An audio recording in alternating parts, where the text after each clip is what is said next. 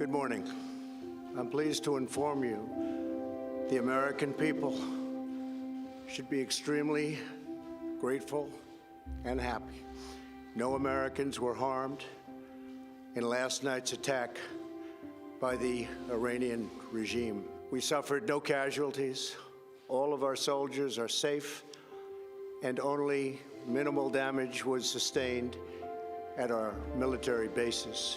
Our great American forces are prepared for anything.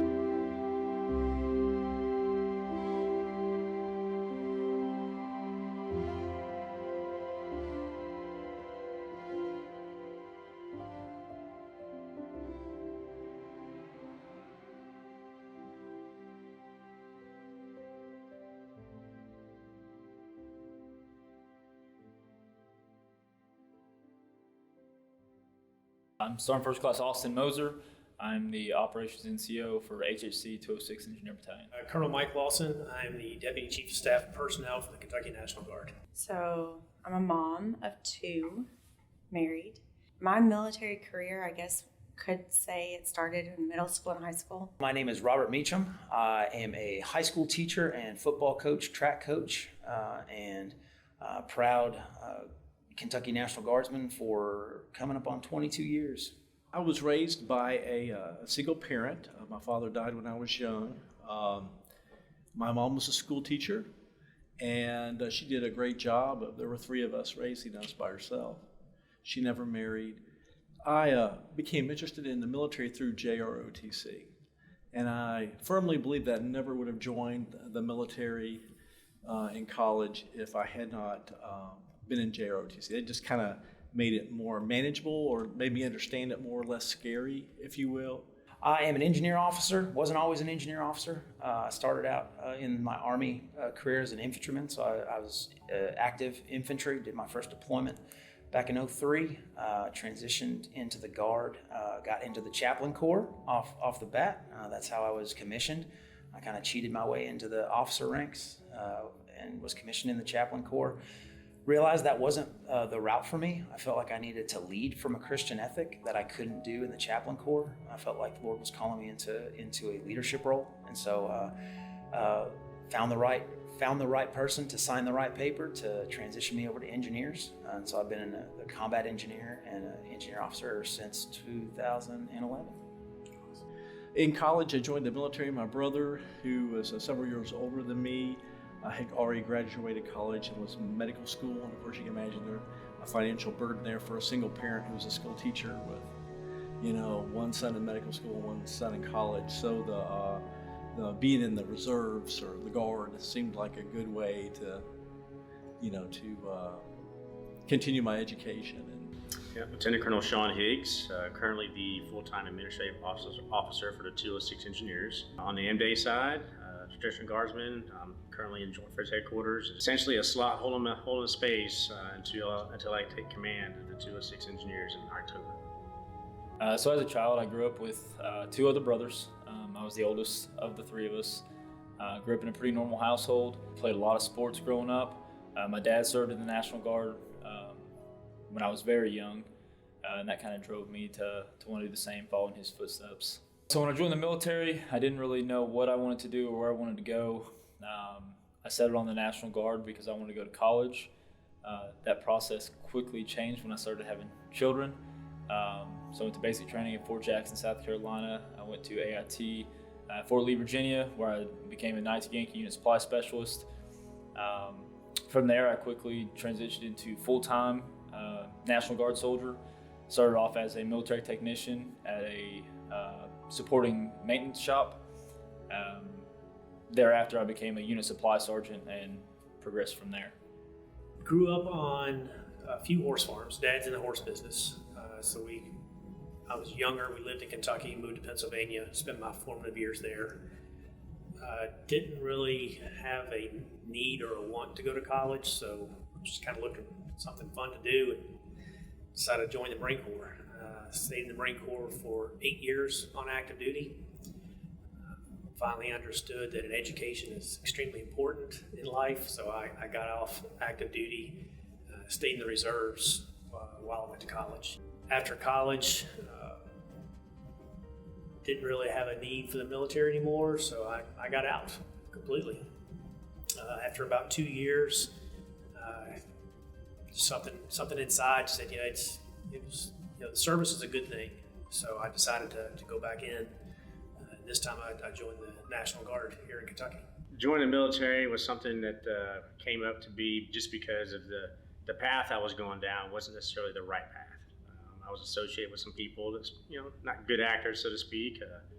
Never been arrested or anything like that, but it was just, I seen the writing on the wall. So I made the decision as a junior in high school that, I probably need to go to the military. I had ambitions of maybe going to FBI, Secret Service. I had an aunt of mine that was a police officer down there in Miami-Dade County. She was kind of one of the ones that told me, well, if you're serious about doing some kind of FBI, Secret Service, something like that, you need to get some foundation experience. And typically speaking, she said the military is a good spot for that. So based off of talking to her, that's when I made the decision to join the military. So right out of high school, graduated in June of '95 and left for basic training in July 5th. It was 81, I think, 1981, and then I retired in September of 22.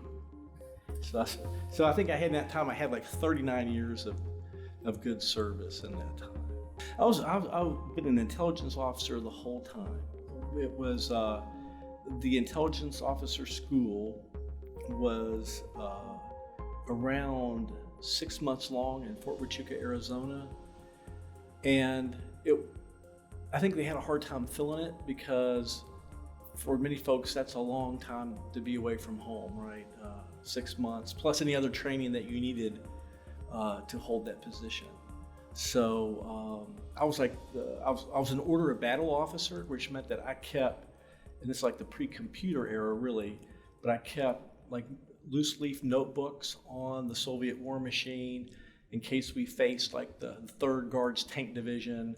How many tanks did they have? What was their commander like? Stuff like that, I am Sergeant Major Edwin Bayer, and I am currently the 75th Troop Command. I don't think there's a whole lot that can kind of prepare you for an experience like we had on January 8th. My first tour did expose me to indirect fire, so I already had kind of an idea of what that was like, but a ballistic missile attack and a rocket attack are two distinctly different things.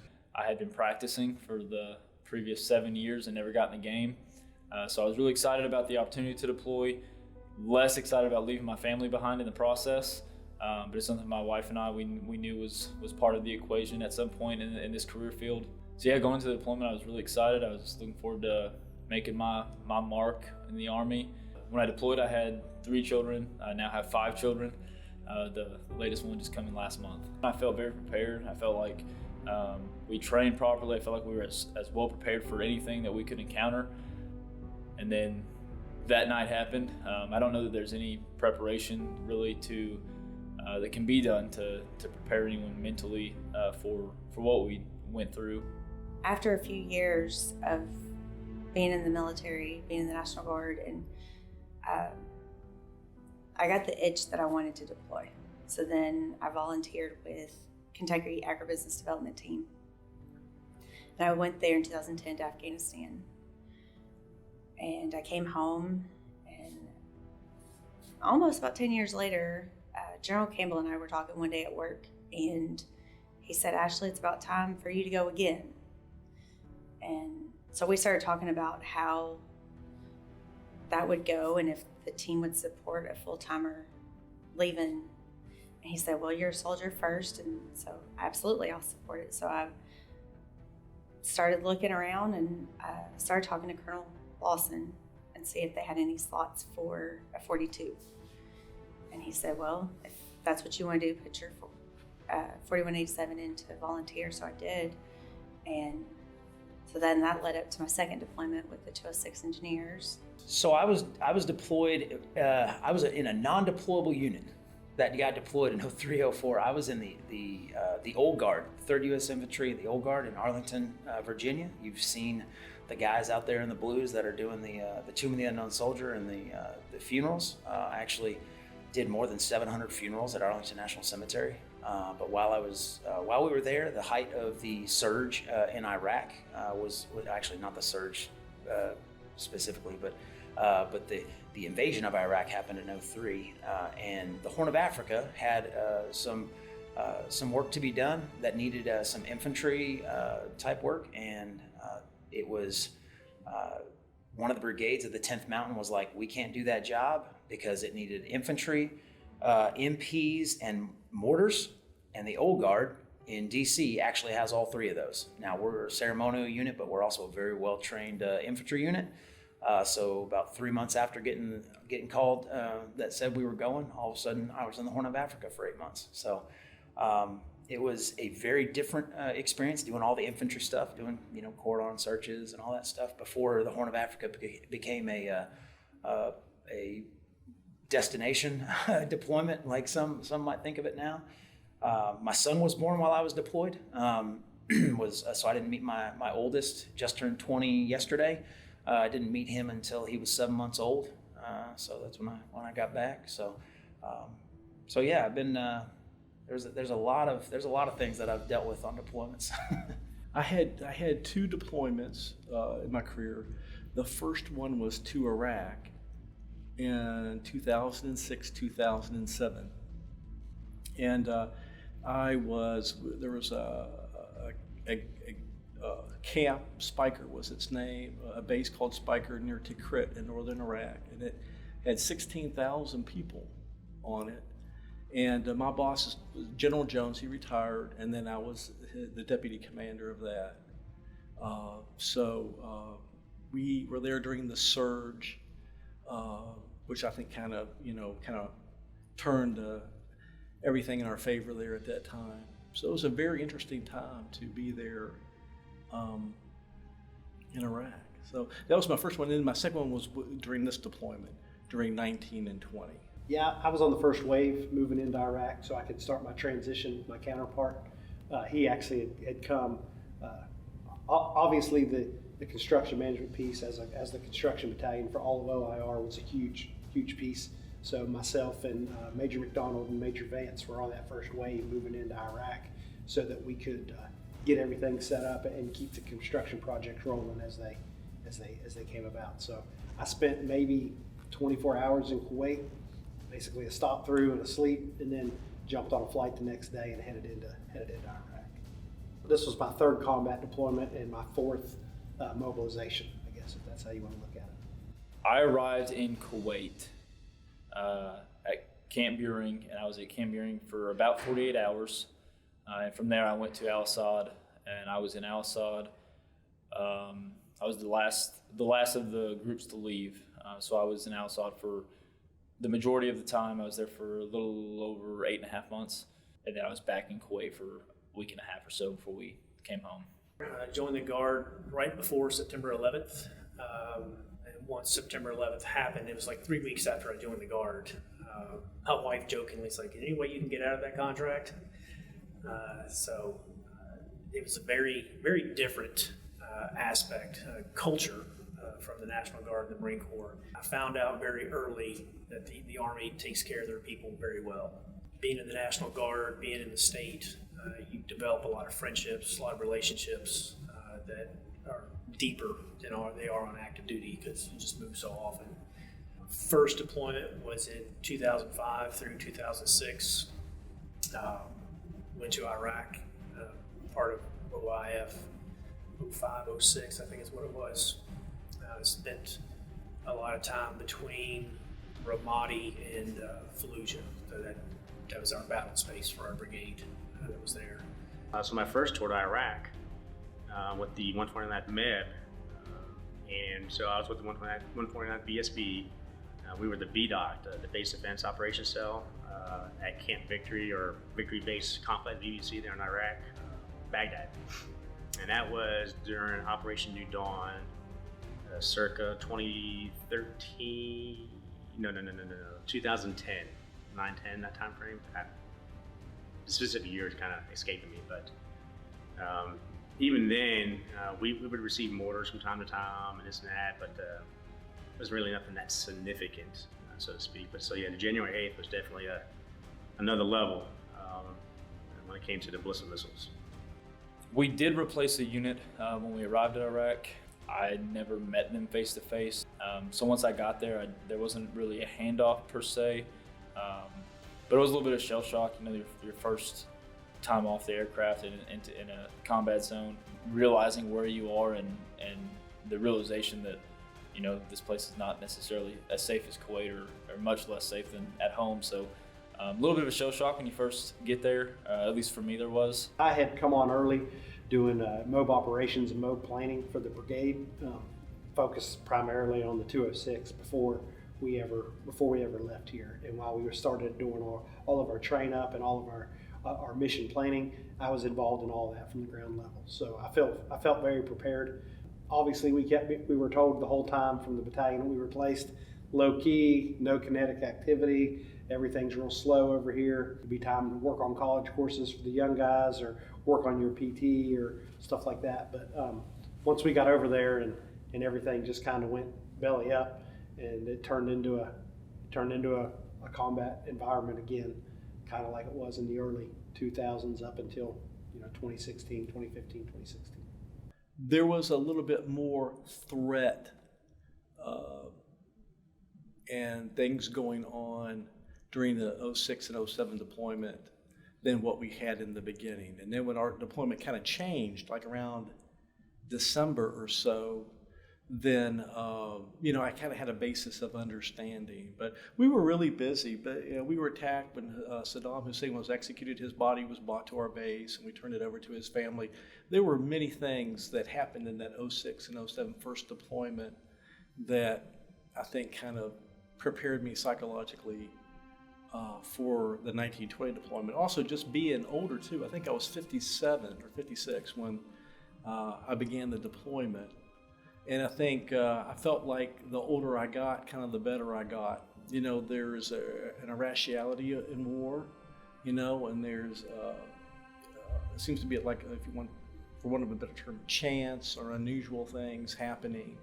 So I've kind of already sort of experienced that in a way. So when our deployment began to pick up in terms of threat, I kind of already sort of knew what to expect in a way.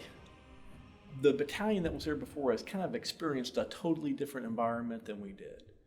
There really wasn't, if the most likely threat to them was the collection of information. Who's here? How many people are here? What jobs is that engineer battalion doing and why? Those were the kinds, that probably was the most likely threat that they had. That existed when we got there too. But at that time, looking at the intelligence, I must say that I was working on a doctorate at the time. I thought this is the perfect year for me to write my dissertation because the threat is light. I'll have a 12-hour or so day there probably, and then I can go back and write 3 or 4 hours every night and sleep. And wow, won't that be great? And that worked all the way up to about maybe November. I worked for about 2 months into the deployment, and then after that, it completely changed. So. There's a dramatic difference in the atmosphere between the people that we ripped with and then we got there. Al-Asad Airbase hadn't had an attack in over 2 years whenever we got there, and it was kind of ran that way. They had, in my opinion, got a little bit more lackadaisical on and some of the processes that they needed to have to keep good fob security, keep the protection level up kind of where it needed to be. So as we came in, we changed some of the processes in the way of the people that we whipped with. There was a reserve unit that was there before us, and we just came in. And the 206, we've been training for a very long time. We spent a lot of time in the field, and the engineers just have a very unique way. The 206 engineers have a very unique way of doing things. So we came in there and really kind of try to improve the fighting position as best we could. Kind of changed the setup of the TOC, the Tactical Operations Center Command Post, CP. Changed it around, so the way the rooms were set up and whatnot to make it fit more our needs and the way that we broke down each of our sections so we could work a lot more efficiently. We established more security. than that was previously there. When I arrived at Camp Beering, and I was at Camp Beering for about 10 days before going forward to Al-Asad. So I was on kind of the second, well, not really a second wave. It was kind of like a wave one, and then like wave 1B was me. And it was me and the FSC commander and a couple of other soldiers. And it was really kind of different because, and that was one of the difficulties of deploying to Al-Asad as it was the kind of the status of forces agreement in Iraq said we could only have a certain amount of troops there. So we had to split our company. So automatically I knew I was commanding a company that was going to be half, or not half, but a third was going to be at Camp Beering, Kuwait, and 2/3 was going to be at Al-Asad. We knew that was going to be what it was, but we didn't know how well it was going to work and if we were going to be able to have the ability to flex. But the plan on moving myself forward to Al-Asad didn't work ideally because we had a bunch of stuff that needed to get there and not a great way to get there because there were no convoys that were running the roads like we would normally do. The air travel to and from was difficult because of the status of forces agreement. So that was difficult from a logistics standpoint of just getting there. Plus, the unit that we were ripping out with from the reserves was less than helpful.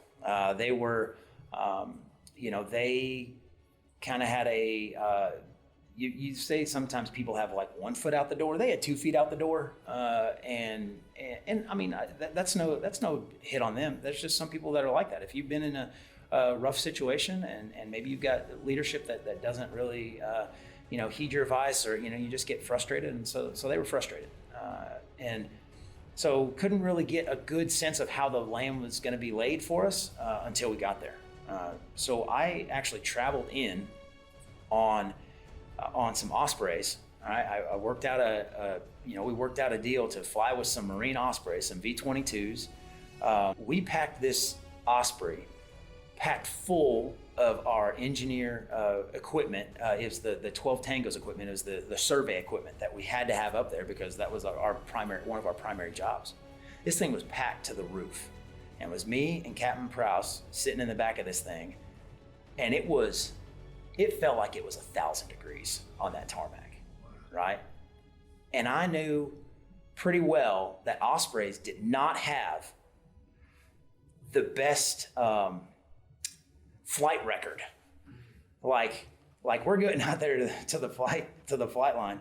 There's 3 like broke down Ospreys like as we're going out there, and you like see these guys and they're not like trying to fix them. They're like tearing pieces off of a broke one to put it on the other one. I was like, oh Lord have mercy, this is not what I was hoping for. C-130, nice. No, it was an Osprey ride in, and it was the hottest ride I'd ever taken.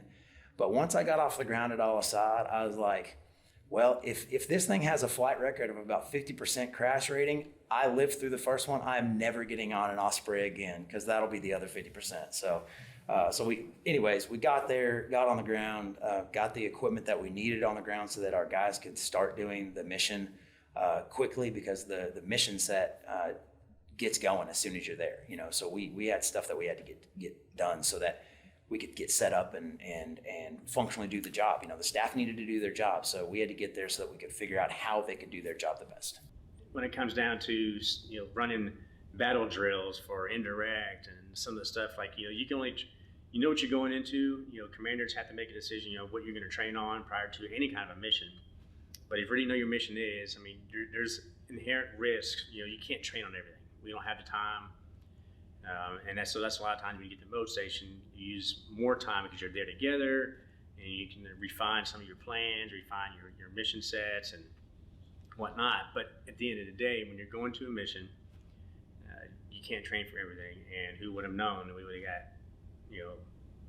ballistic missile attack? That's just, the chance of that's highly unlikely. Iran and its actions overnight, launching a ballistic missile attack on air bases housing US forces in Iraq. The Pentagon says at least 2 sites were hit in Erbil and Al-Asad, west of Baghdad. It says the missiles were launched from Iran itself. Iranian state television says the attack was launched in revenge for the U.S. assassination of the Iranian general Qasem Soleimani. U.S. intelligence tracked Soleimani as he traveled in the region, waiting for the right moment to strike. David Martin is at the Pentagon tonight with details on that operation.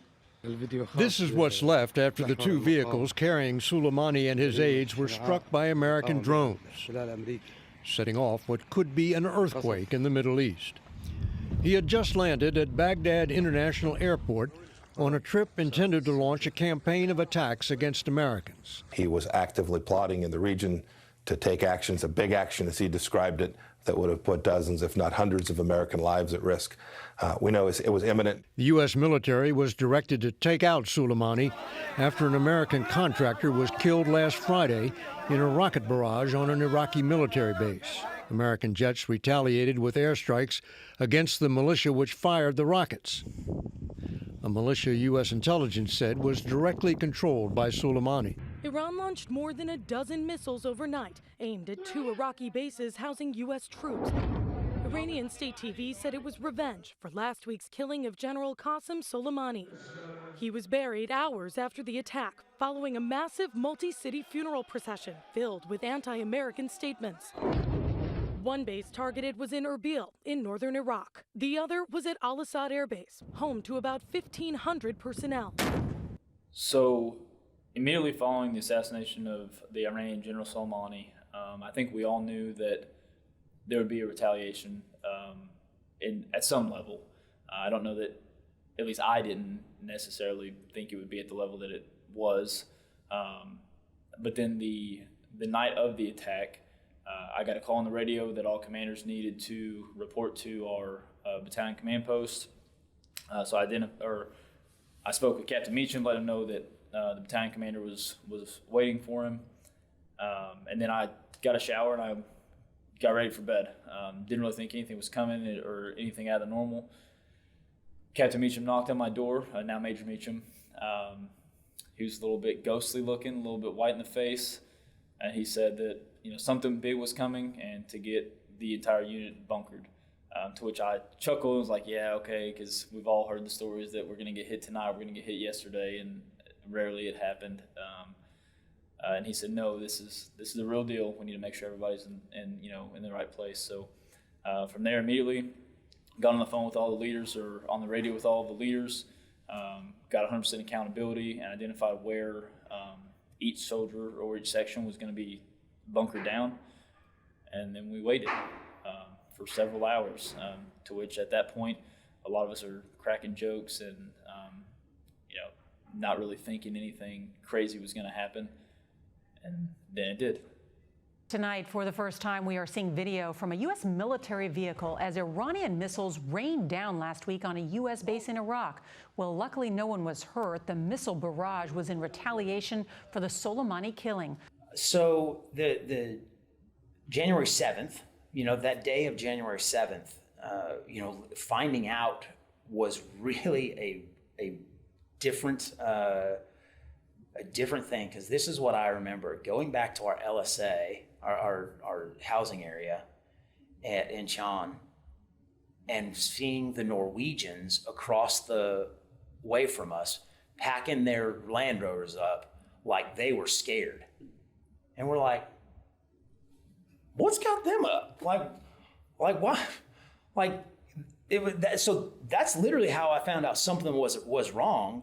Was that our NATO partners were like, they were bugging out. And we're like, well, something's got the Norwegians doing something. Pretty soon after that, got the message from Colonel Lawson, all commanders and first sergeants, staff at the, up at the talk, like now. I was like, okay, well, Spidey senses are up for a reason. And so right then, and we'd already been kind of ramped up. We'd already been getting some intel. Chief Harris did a fantastic job with. I would say there's not a better intel. Wasn't a better intel section in CENTCOM besides Chief Harris and Captain Hart. Like they're just so good at their jobs. And so so they had us. They already had our Spidey senses up for weeks ahead of time. With the strike on General Soleimani on the 2nd or 3rd, something like that, whatever that was, the follow on to that, Chief Harris did a really good job of making sure the commanders knew, guys, we got to be on our guard. We got to be on our guard. Don't let your guard down. He said, I don't know what's going to happen, but there's always potential for something. So we were never complacent to think that nothing could happen. The extent of what did happen was something that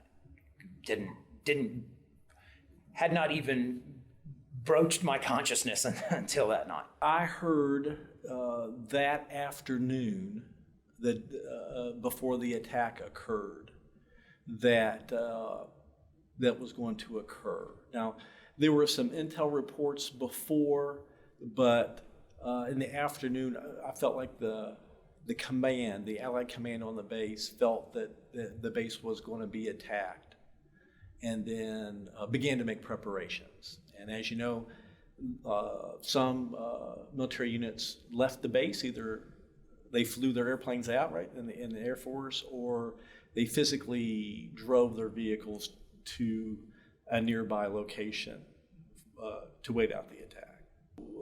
The decision to bring people into vehicles and move out in the darkness outside the base into the unknown seemed like,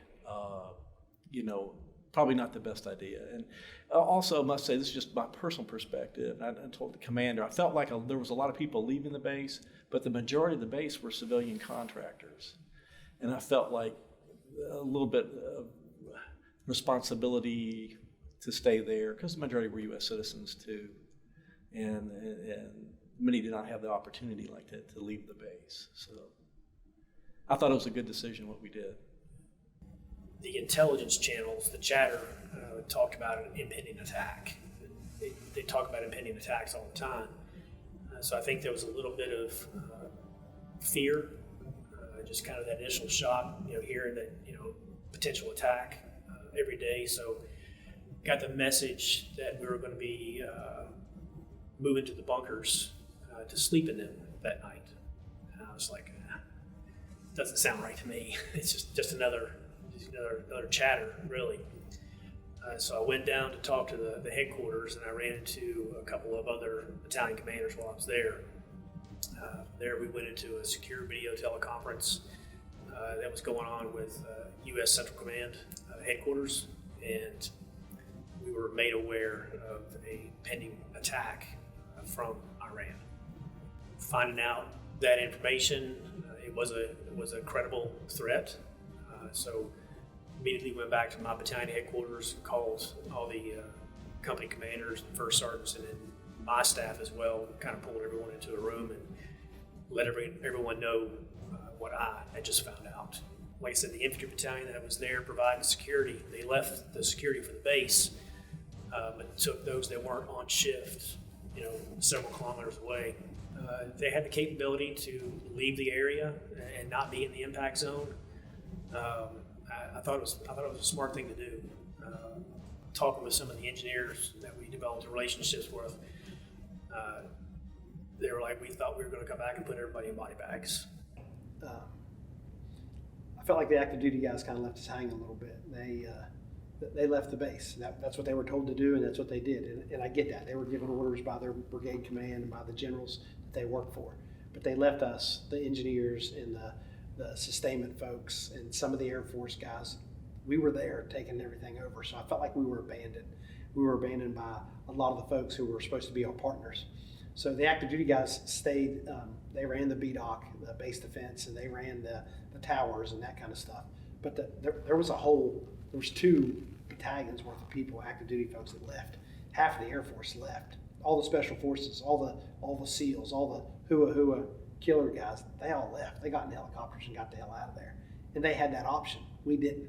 So I kind of feel like that moral injury of being left, of not being able to trust people who you thought you could trust, that hurts, right? But at the same time, I feel that bond of the 206th, right? The RSG that was there that stayed to help us sustain the guys who actually ran the base. It was us and them and some stragglers from different people. but it feels, it hurts. You know, it feels like you can't trust anybody anymore. They did what they were told to do, and I got it. That was their mission. That's what they were told to do by their senior leaders, and that's what they did. I don't blame those guys. I mean, they left and went outside the gate and circled the wagons a couple miles away and waited to come back to clean our bodies up. And just knowing that just kind of, that hurts. You know, I mean, when we talked to those guys, they said, hey, we watched all that come in and we thought you guys were all dead. Like, we thought we were coming back and we were going to be the only ones left alive. And just hearing that in real life is like, wow, this is crazy. You know, I mean, like, we were kind of left on our own. I don't think they could have done anything other than hide in the bunkers like we did. But just knowing that they weren't there was hard. I remember thinking, this is it. But also, in that moment, it wasn't too scary because I'd been on deployment. We had incoming all the time over there. So it was like, okay, this is just going to be a little bit, nothing crazy. But it was also like, what's going to be on the news? What's our family being told? At the time, my kids were in 5th grade and 1st grade. So my 5th grader, like, she was able to watch the news and know what was going on. And that was probably the most terrifying thing. What is she going to see? What are they going to tell them back home? A fear set in, just because of how it was portrayed and the way the intelligence came in. Of course, it was the intelligence was gathered right there from on the ground. Everyone above us, brigade, higher division, nobody was, knew what was going on. And the information, once we got passed up, they were like kind of in shock, the higher headquarters and all that, because they're like, we didn't hear anything about this. And so, Colonel Lawson, he even, you can see not necessarily despair, but you can see the worry, because, the intent was the information we got, it was portrayed to us, was that, Iran was going to launch this missile attack on Al-Asad with the intent to level the base. So we're there with no defense for it because, that's not been the mission set there. There hasn't been any kind of major attack or combat attack or any kind of escalation and, to combat something like that. We had bunkers, little small C-channel bunkers with sandbags and stuff like that, which is all fine and well if you're taking like into reference like Katyusha rockets, 105, something like that. You can sustain life with what we had. But when you talk about ballistic missiles with 2,000 kilograms of TNT on top of it, and it's a whole other ball game. There's no bunker that you're going to be in that's going to survive if you get a near direct hit. The missiles themselves created holes 15 to 20 feet wide, 10 to 12 feet deep. So it's not like a small little Katyusha rocket, that has something about the size of a basketball for a hole. It was much more significant. Now, Katyusha rockets, not a missile, but a rocket like with a 20-pound warhead, yes, we thought that could very well be and that probably was, to us, our most dangerous enemy course of action, was to fire a barrage of unguided Katyusha rockets at us. And we had a battle drill for that. The only problem is, and I think many people are confused, a rocket is different than a missile. So like when a ballistic missile attack, probably the first ballistic missile attack that occurred in the world was the V2, when Germany fired the V2 medium-range ballistic missiles at London and Antwerp and other places. And so for the missiles that hit us, which it depends on who you talk to, but either the Fatah 313 or the Qayyam, the Fatah has a warhead of 771 pounds. 771 pounds. And so the Qayyam has a warhead of 1,400 pounds.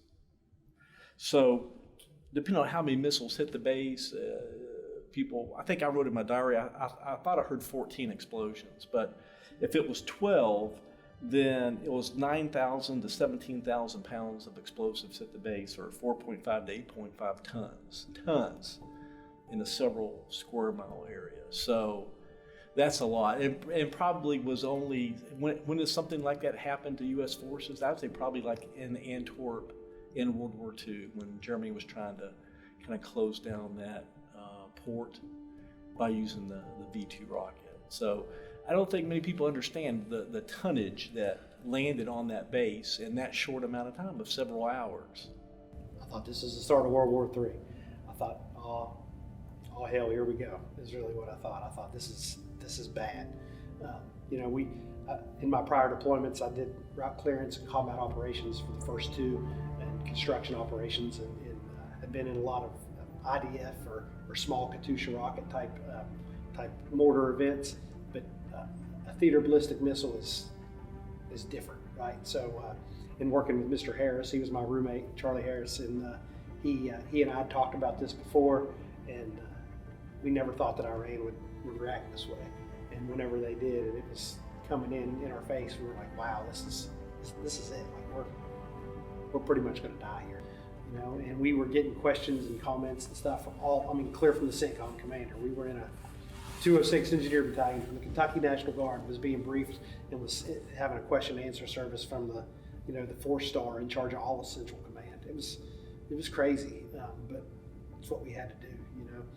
I know that we fell under the 38th ID, 38th Infantry Division, and the Engineer Brigade out of Tennessee, 194th Engineer Brigade out of Tennessee. They were both in Kuwait, and they were scared to death. They didn't have any idea what was happening, and we couldn't talk to them, but then we couldn't let them know we were okay. And I know that I've got some friends in both those units, and they called and they hugged us, and they felt bad for us, and they knew they were coming to help us as soon as they could get in there to help us. So I think leading up to the first round impacting, the key thing in my mind was just making sure that everyone was safe. I mean, ensuring we had communication with everyone. So a lot of our lower enlisted soldiers were housed in a different area than us. So specialist not at the time, now sergeant not. I had communication with him. I was frequently going in and out of the bunker to communicate to ensure that everyone that was housed there was safe and they were inside of a bunker. I guess the moment that it changed mentally for me was the moment the first round hit the ground. At that point, I realized that this was real, it was happening, and my concern was just, were we gonna make it? Were we all gonna be okay? We didn't think it was going to happen at a time because there was no communication to us. Like, we were literally like on a proverbial and literal island, except for the communication that we had with the other, with myself and Sergeant Moser had the radios, and we were be able to talk to our other bunkers. Like, other than that, we didn't know what was happening. No communication whatsoever. And that's actually the hardest thing that I've had to really deal with on the other side is my frustration with the 82nd and some of those other NATO partners who basically left us as the National Guard guys to just kind of fend for ourselves. It felt like that. I don't know that that's true, because I haven't had a conversation with any of them to make sure that is true, but it felt like that because we're just sitting out there. They're just all the National Guard guys. And then, and the eerie part comes when, like I said, all of a sudden in that time when we're making jokes, we're like, hey, you hear that? No?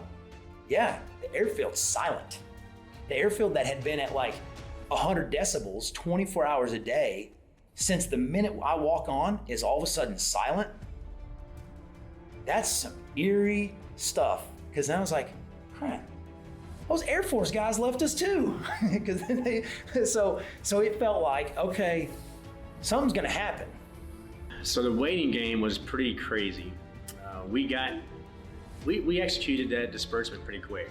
I say once we got knowledge of it and we broke from our huddle there to CP, I say within 20-30 minutes we had folks where they needed to be. By and large, I mean, we had to cut a couple of blocks because some of those older school Iraqi bunkers were secured, but no, this is for life and death here, so we're gonna get into them one way or another. So we had a team going out and inspecting the ones we could get into, and we had some conversations with some of the contractors, because a lot of contractors, they had no idea what was going on. Until that radio came across, seat cover, they were completely in the dark. Once we get into I think I was in my bunker right around 2200, settled, as good as you can be, right? Just waiting. We did hear that they were gonna try to initiate the attack to correspond with the death of General Soleimani. That's what we heard. I think that was right on like, what, 1 something in the morning. Can't remember what time it was, but that was what we heard, and that's what the only kind of intelligence we had. So we're just a waiting game. So from 2200 on until that first strike, which was 1 something in the morning. But actually, when it got to that point where we thought they were going to initiate strike, nothing happened. And so we progressed sometime after that. May have been minutes, 15, 20 minutes. I can't remember what it was, but it was definitely past the point of time of expectation and whatnot. And so we started thinking, at least in my little bunker, like, oh, this is not going to happen. We'll be good, right? So you started getting a little relief because, maybe it's not going to happen. Maybe it was just a ploy. And then all of a sudden you hear seek cover, seek cover, seek cover. And we're just like, oh crap, this is happening. And they said about 400 seconds later, it was a travel time flight. The first barrage of missiles struck Al-Asad. We stayed close to the headquarters so we could talk to higher, talk to other units, via merc chat or on other radios. We were communicating from battalion level down with just handheld radios, so I didn't get to see too many people directly other than those that were right with me. I did text my wife and my 2 daughters that I loved them. That was about 2300 that night. We've been prepping since about 1900 and just kind of started praying at that point. We knew what was coming. Myself and the BC and Captain Hart and Chief Harris and Young went out to the bunker and just were waiting. It was approximately 12 to 1 o'clock local time that they were expecting an attack to happen. So they had everybody kind of going into the bunker as best I recall the time frame. So we went out there and we sat in the bunker. And really we just did what soldiers do where they're sitting around telling stories and, kind of talking about stuff. We got the alert of seek cover. And when that came over the loudspeaker, that lets you know that there's an incoming attack getting ready to happen. At that point, obviously the mood quickly shifted in the bunker, and then we all just kind of assumed the position. You kind of get down on your knees with your head between your legs and just wait for impact. And that's probably the worst part about any type of indirect fire or missile attack that you could deal with is just the waiting, because you're just waiting to find out if you're getting blown up or not. The first volley, I think we were hit with 12 or 15 on the base proper, and they came in different volleys. And this was over a 2-hour period, 3-hour period. And the first volley was, I think, 6, and then it was kind of quiet for 15, 20 minutes, and then the other volley came in. This is what Iran's ballistic missiles did to metal. Imagine what they could have done to US troops if they hadn't taken cover. The US troops hunkered down in bunkers that night, but most weren't designed to withstand a direct hit from a ballistic missile strike. Now, there's been speculation that the Iranians deliberately missed US troops in order to avoid a further escalation in violence with the US. However, a senior US coalition military official told us that simply isn't true, that based on where the missiles landed, the Iranians were shooting to kill, in his words. One is that looking at the targeting that they did and where the missiles landed on the base, they all landed near life support areas, the flight line, maintenance facilities. There wasn't just, hey, we're going to lob these things or target them at your base to some obscure location on your base. And there was a lot of areas of that base that were open, that there was nothing there. But that wasn't the targeting scheme that they used. The targeting scheme that I saw, where the missiles hit, that they were around LSAs, maintenance facilities, the flight line. The warheads had those rectangular steel shrapnel around them that our folks were really the ones that discovered that feature. So the sleeve of shrapnel also kind of indicated that those weapons made to destroy and to kill. Also, the timing of the attack. There was, all the missiles didn't come at once. There was a wave of missiles and then a delay, and then another wave of missiles. And to my grave, I will think that the delay in the first and the second wave was to encourage us to get out and move about after the first wave. And so we were less protective, and then the second wave would have, it's kind of akin to like some terrorists that engage in suicide bombings will have a second bomber for the first responders, you know. That's what I thought that was the attack methodology that I see in it, because they could have fired everything at once, right? But they didn't. They had a delay. Right prior to the all clear, so we had, I can't remember how many volleys. It was some psychological warfare because the initial volley happened and then they spaced them out. We didn't ever know when the next volley was coming. So over a given couple of hours until almost daybreak, typically in terms of military action, a lot of times you do your attacks during the nighttime, you know, limited visibility, and then as morning comes up, you know, there's a lot of times it's where the battle kind of ceases or has a lull, so to speak. As the night progressed, you know, we didn't know when they were coming again. I mean, so it was that psychological warfare that kind of hit a lot of people as well, that some people don't necessarily talk about, because you figured, all right, there was a volley, there's gonna be more. Oh, there's another volley, there's gonna be more. And they purposely, I think, personally, that they just spaced it out like that just to, you know, part of that psychological warfare. So in the moment that the rounds were hitting the ground, I felt helpless. I felt like none of the training that I had was any use at that point. It was just pray and hope that the next one doesn't find me and find everyone that I'm in the bunker with. Simultaneously, that it doesn't find any of the other bunkers that were scattered around posts with our soldiers or other soldiers in them. I sat in the bunker after the first volley of missiles impacted. I went out of the bunker and I called over the radio trying to get communication with all of our soldiers. Once I was unable to communicate with a couple of them because they were in underground bunkers, so in my mind I was worried, to say the least, that because I don't know where those rounds impacted. So instantly I worried about their safety, their well-being. And then I got in the bunker and I thought about my own well-being, thinking about my family, and I sat and I prayed. I prayed between volleys, prayed for someone to come in my family's life and replace me, take care of them, have my boys to grow up with a leader in their life that could take care of them. I mean, some fear sets in. You're like, you know, if a missile hits us, I mean, we're dead. I mean, and that's the biggest thing. You know, being in combat, and I've been shot at before, direct fire. You can take cover. I mean, you can return fire. You have ways to defend against it. Something like that, there's no defending against it.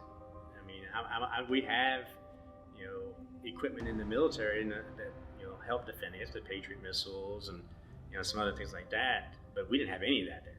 Again, because the mission set wasn't what the mission set was there.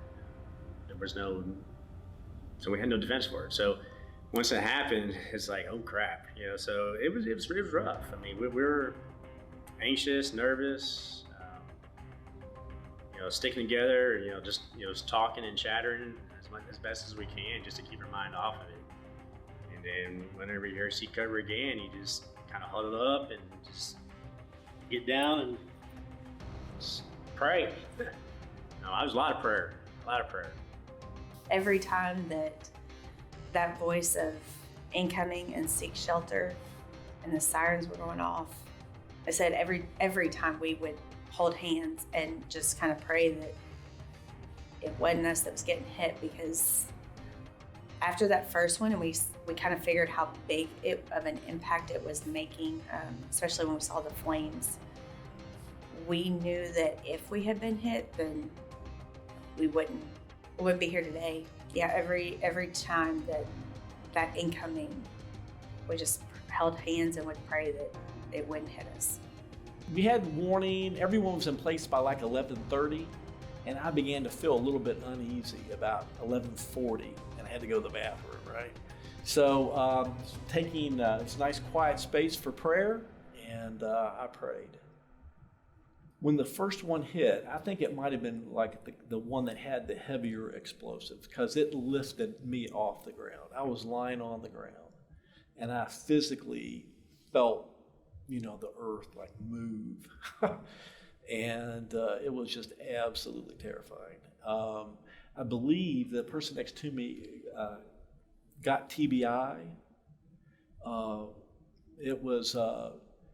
We were right next to our headquarters, and in the headquarters, the sum of all the explosions, like I had papers on my desk where I was doing intel work, all those papers were off the desk, and stuff had come off the wall, and the overpressure, I guess, had blown the doors open. Not blown them off their hinges, but had opened the doors and knocked things off the walls. It was real curious, I guess, that shock wave from those explosives. But it looked like a hurricane had come in my office and just had blown paper. And you could see them coming. They were sort of like a flare, kind of looked like a flare coming in. And they made noises to me. They would groan and stuff, I guess, as they separated, as the warhead separated from the missile itself. You could hear like a train, maybe. It was a terrifying experience, and an incredible experience. And I just remember doing that, and then my kids, I guess it was on the TV here at home. Hey, Dad, are you all right? I was like, yeah, right now I am. Yeah, everything's gonna be all right. You know how they blow things up. Don't worry about me. I mean, what do you say, right? So, and that's one of the things that I thought that might be, for future planning, is that I'm not sure if U.S. personnel, have ever experienced an attack at the same time that it was being reported. Maybe right after, but this one lasted for several hours. So it was on the news. Al-Asad Airbase under attack. I think everybody that knew I was there texted me at some point that night. The fact that we were able to know just a few hours before, the base was able to put a lot of measures in place. Like I said, some people left. They had the capability to leave. We didn't really have that capability, so just figured we'd do the best thing that we could. And like I said, you get right down to that wire when you knew it was coming. It was no atheist in the foxhole, as the saying goes. So the first round impacted at 01:36 local time. I'll never forget that. We were in a bunker. We were probably 100 meters or so away from the impact area. And the concussion, the shock wave, obviously we knew the round was coming in, so everyone got down on the ground. The shock wave actually lifted us off the ground, just an inch or so, maybe a couple inches, but that concussion is significant. So we were watching things that were going on. It was just me and Sergeant Moser. Everybody else was huddled in or around the bunkers. And really the space between us and the bunker was probably, getting back to the bunker it was probably about 40 or 50 meters away from us. And so but we couldn't get the radio reception inside the T-walls. The T-walls were, they were, I guess they were probably 20-foot T-walls. Or maybe a little shorter than that. They felt like 20 foot tall, and probably just 14 feet. But you couldn't get radio reception on the little Harris radio, so we had to walk out to be able to get reception. So we had to put ourselves in harm's way to actually talk to everybody, which no big deal. We're trying to get people on the horn, looking at everything, surveying, and the second call, that incoming, happened, and it wasn't like the first one. The voice that came over the loudspeaker was scared. I specifically remember that because I felt like he knew that we didn't have enough time. So right then, Moser and I just are like, bro, we gotta go. And so we turn and haul as well as we can. He was going to the right side of the bunker. Unfortunately, was closer for him. He's faster, and it was closer. I had to go to the longer side of the bunker. As I got to the edge of the bunker was when the next volley hit and blew me into the bunker. So in the moment that the rounds were hitting the ground, I felt helpless. I felt like none of the training that I had was any use at that point. It was just pray and hope that the next one doesn't find me and find everyone that I'm in the bunker with. Simultaneously that it doesn't find any of the other bunkers that were scattered around posts with our soldiers or other soldiers in them. I had faith and I still have, but at the same time it was like scary. And so it was just praying that, like I said, it didn't hit us. We were praying that our soldiers were safe. And then, like I said, ultimately I was praying for my kids and family about what they were seeing or what they were being told. I remember after the fact, I had even reached out to Skylar's teacher and had asked if this gets discussed in the schoolroom or classroom, that it be kept sensitive and that they don't talk about the bombs that came, because you never know what a fifth grade's going to think. But yeah, it was just praying that we would make it out alive and together in one piece. So my faith has been a big part of my life, my family's life, for a number of years. I mean, I haven't always been,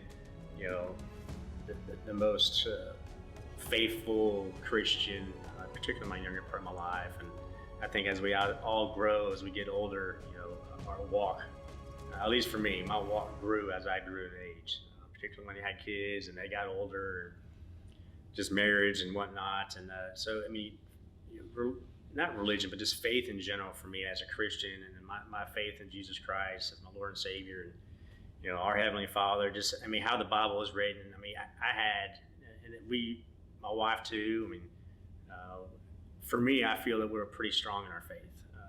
We've been going on 26 years. We've been married 27 years next this coming July.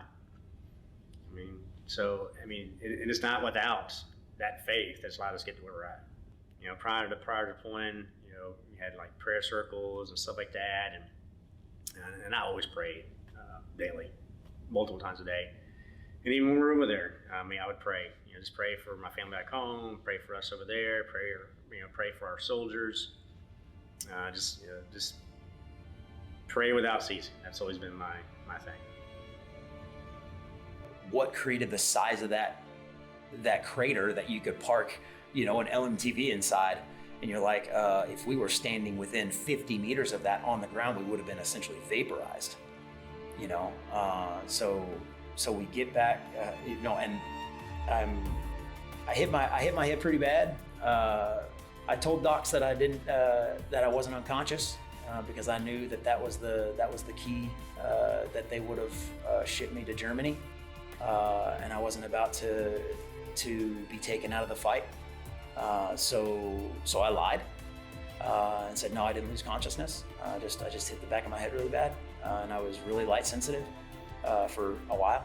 And I didn't tell the doc that until about 96 hours afterwards. I got to work afterwards as best as I could, wearing sunglasses inside and like fully concussed, and I probably got awoken by the next blast because I kind of got shook back, but I was, I hit the edge of the inside of the bunker, and then I was on top of Sergeant Hamilton and Larkin, so I was not on the ground or hugging. I mean, I was just flopping around.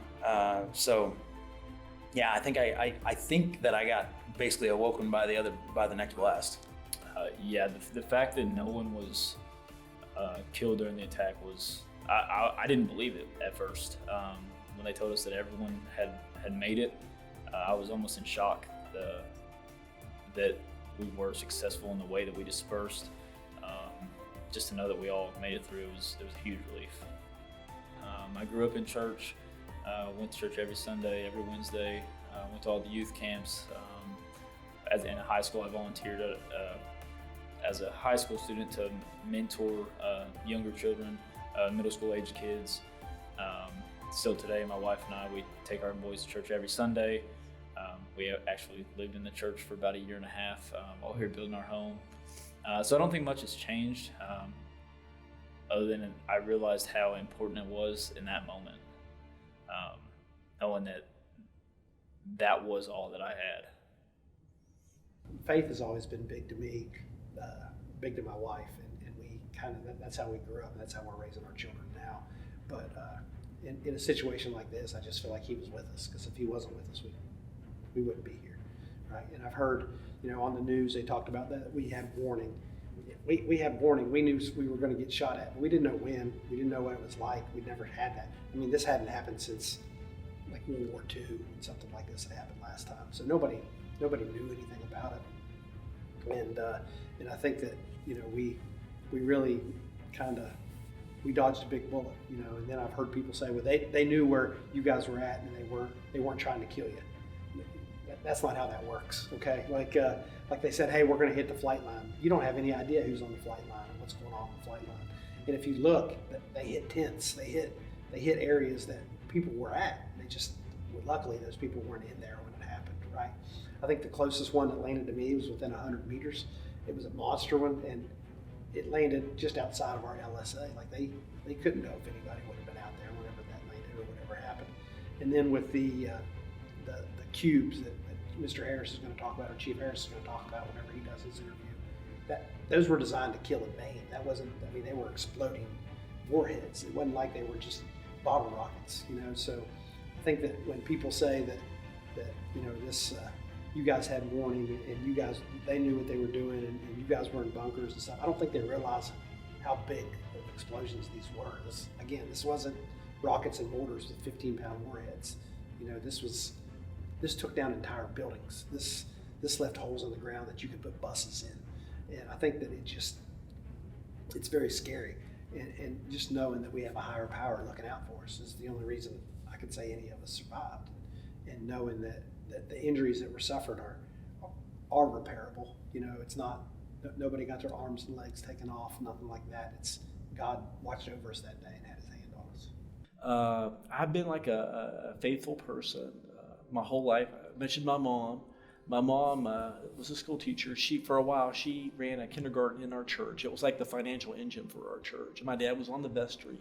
He kind of helped, I guess, manage the church before he died. So church has always been, a part of my life. And so, I was just in it. One of the things I wanted to do was pray before the attack. I felt God's peace and felt like I was going to be okay. So, but I think it was a miracle. We had between 11 and 14 ballistic missiles hit that base, relatively confined area, and nothing hit anything of value. Now, we lost a couple UAVs that were damaged and some maintenance facilities and some abandoned places where people were staying, but there wasn't really a single hit on anything important, despite everything that was done. So I felt like God's hand did have a role in it, definitely. Growing up in a preacher's home, and that preacher grew up in a preacher's home, the foundation that we have in our knowledge that every breath is a gift. Every minute's a gift. So having that knowledge is comforting, but it doesn't make the sting less. It just provides comfort when you need comfort, and so that's what it's been, and that's what it was throughout it. That's what it was able to help me to be even keel all the way through it.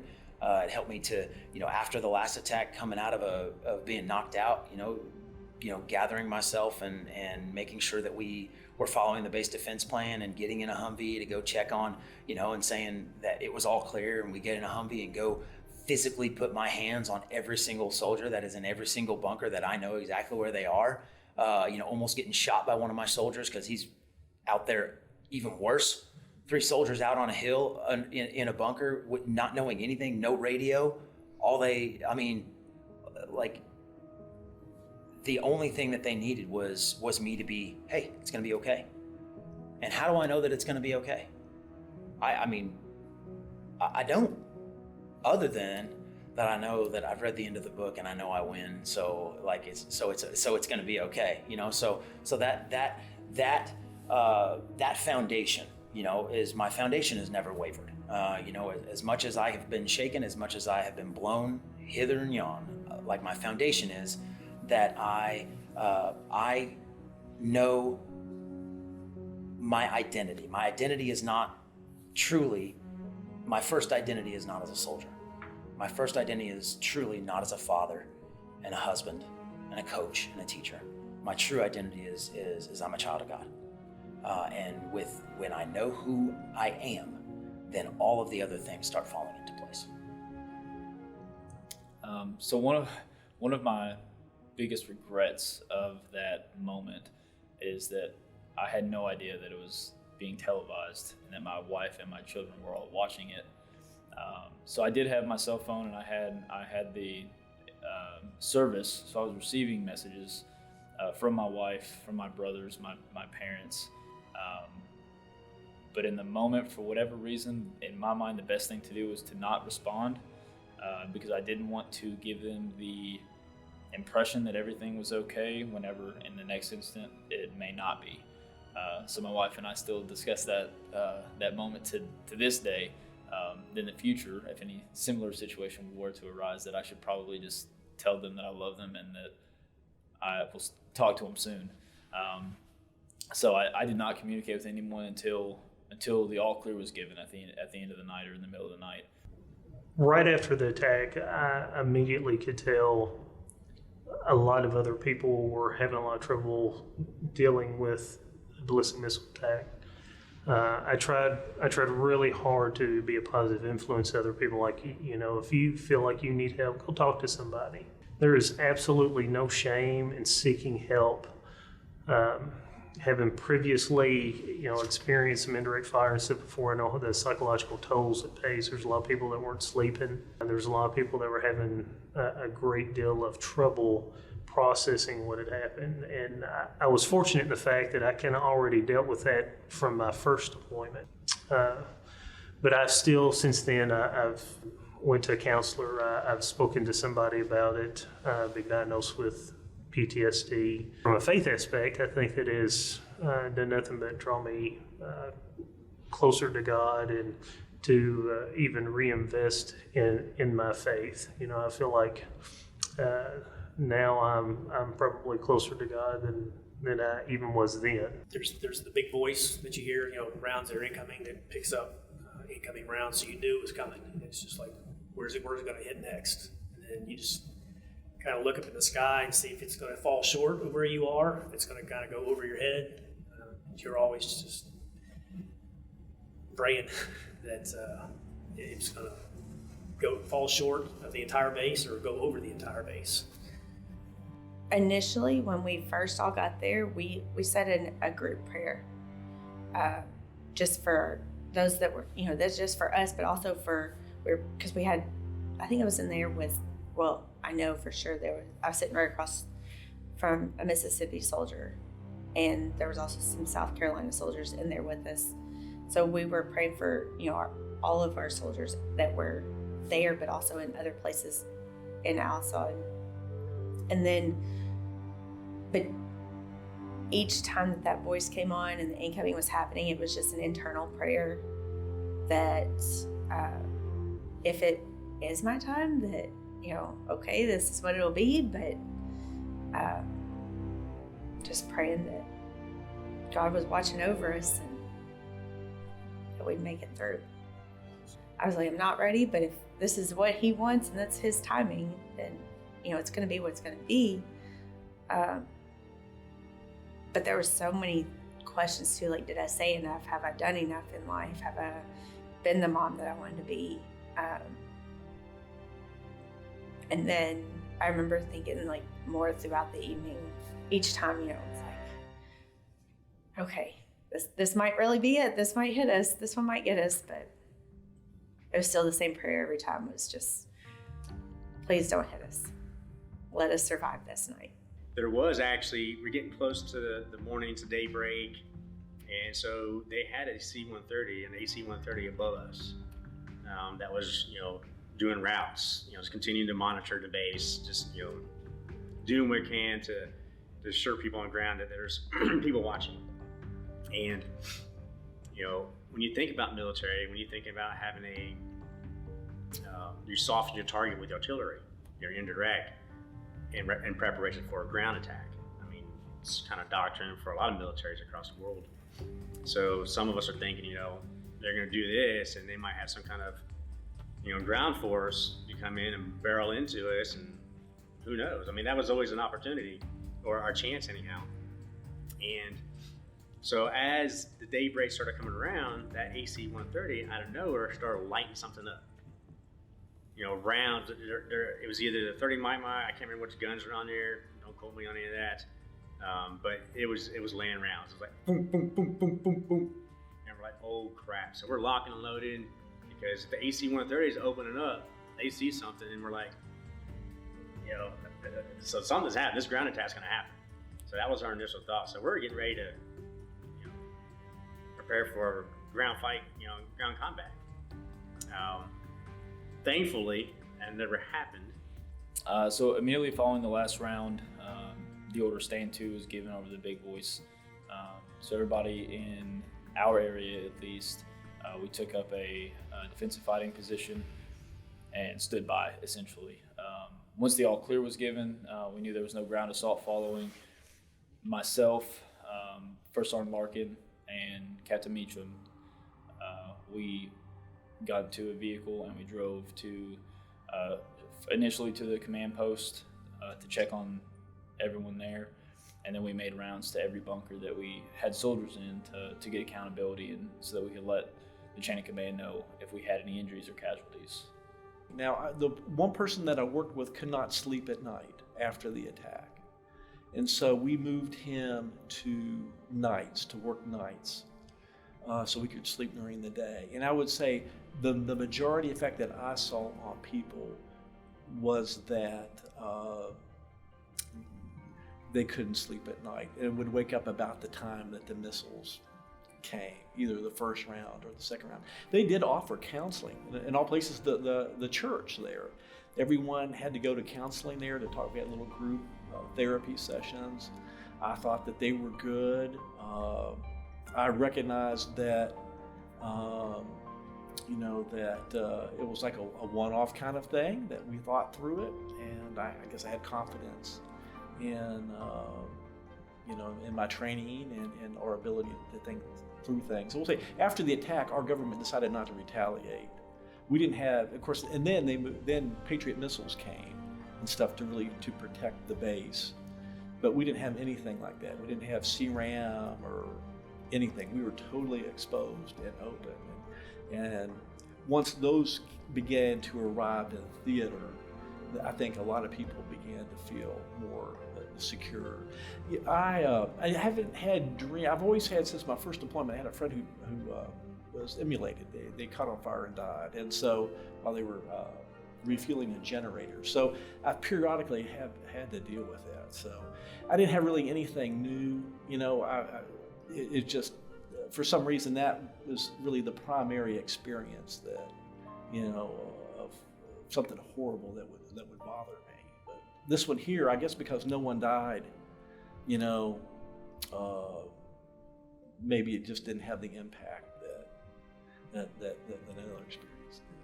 I think everybody heals in their own way. Everybody grieves or everybody hurts in their own way. Some people compartmentalize things and put it away, but at some point you have to deal with it. If not, it'll eat you up from the inside. At the VA, I did a moral injury group and shared some stuff with some people and talked to them and told them our story and listened to some other people's stories from Vietnam or from Desert Storm or just some gray area veterans who had seen some crazy stuff in their life. And I think sharing that, getting it out there, spending time with those people is my way of healing, is feeling better, knowing that it could have been a lot worse. I still got all my limbs. I'm still physically able to do my life, and I think that the organizations and the things that are set up to help us are designed to do just that, get us out there and talk. And my one recommendations to people is don't hold stuff in. You know, don't let it eat from you from the inside. Don't let it turn you sour. One event in your life does not shape your entire life. You know, you gotta keep working. You gotta keep moving forward. You gotta keep being a contributor to society and to your friends and your family, and people love you. You know, don't make a permanent solution from a temporary problem. So when I first got home, I had no intentions of talking to anyone about it. The state sent down behavioral health to talk to the entire unit, and I decided I didn't want to talk to them. I was afraid, I guess, of if they knew that I was going through struggles, that maybe that would impact my career, and just my pride. I mean, I didn't want others to see me struggle. But until I was willing to open up and talk to my wife initially, and then professionals later, the change just in my own mental state is drastic.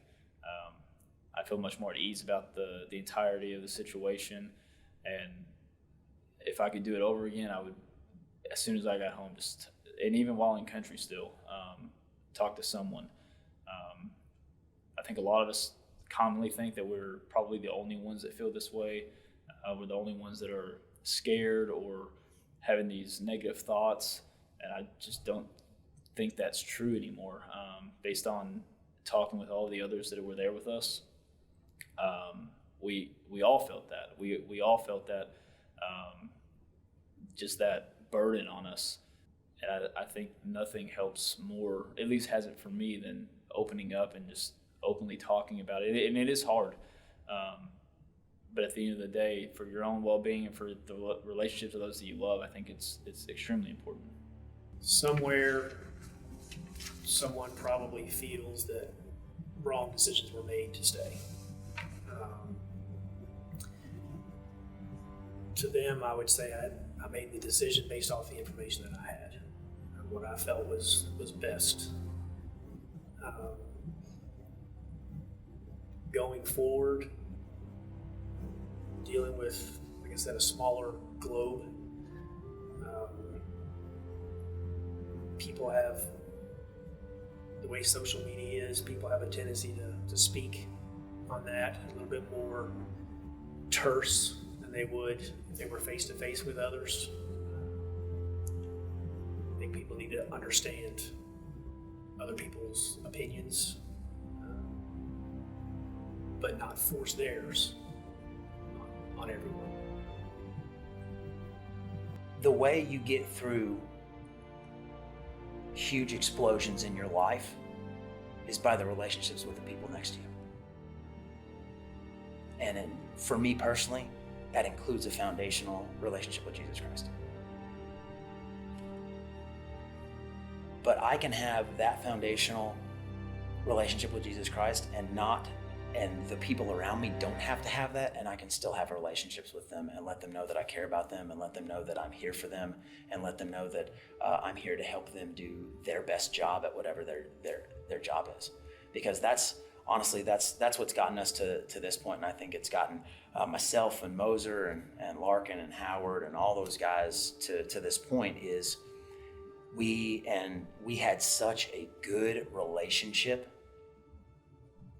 Rank outside the window, it was I loved my troops, and I think they knew that. And that's how you get through any explosion in life, is by loving the people around you and letting them know. Letting them know it. Letting them know that, look, we're going to get through it. Yeah, you're going to have a headache afterwards. It doesn't mean you're not still good at your job. It doesn't mean you're not still a good father, a husband, a mother, a son, a daughter. It doesn't mean you're still not good at what you're doing. You just need to know you're loved.